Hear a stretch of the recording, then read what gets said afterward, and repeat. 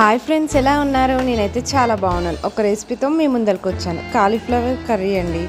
Cauliflower curry రేర్గా చేస్తూ ఉంటారు కదా. రేర్గా చేసినప్పుడు ఇలా ట్రై చేయండి, టేస్ట్ చాలా బాగుంటుంది. నేను ఒక గిన్నెలోకి 2 టేబుల్ స్పూన్ ఆయిల్, తాలింపు గింజలు వేసుకొని అవి వేగిన తర్వాతకి ఆనియన్స్ వేసుకున్నాను.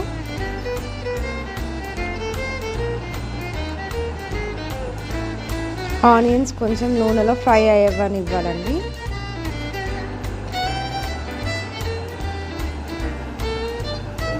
తర్వాతకి టమాటా, కరివేపాకు వేసుకున్నాను. అవి కూడా ఫ్రై అవ్వనివ్వాలి.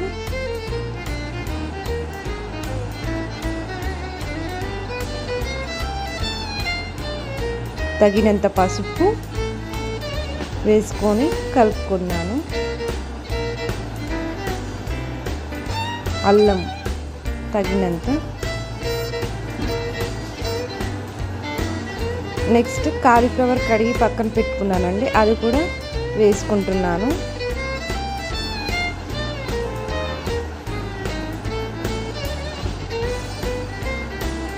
మొత్తం మంచి ఒకసారి కలుపుకుంటున్నాను, అంతా కలిసేలా.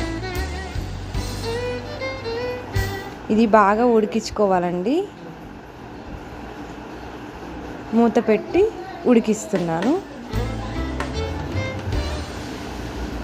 తర్వాత కారం, సరిపడా ఉప్పు వేసుకున్నాను. అంతా కలిసేలా కలుపుకుంటున్నాను.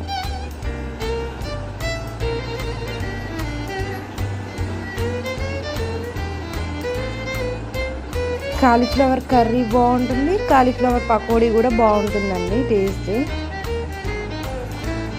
నెక్స్ట్ వీడియోలో పకోడీ ఎలా చేయాలనేది చూపిస్తాను. ధనియాల పొడి వేసుకుంటున్నాను. ఇంతే అండి, ఈజీగా అయిపోతుంది రెసిపీ.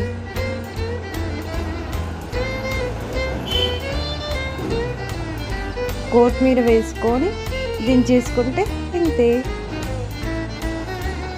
స్టవ్ ఆఫ్ చేసుకోవడమే. ఇంకా వేడి వేడి అన్నంలో కాలీఫ్లవర్ కర్రీ చాలా బాగుంటుంది.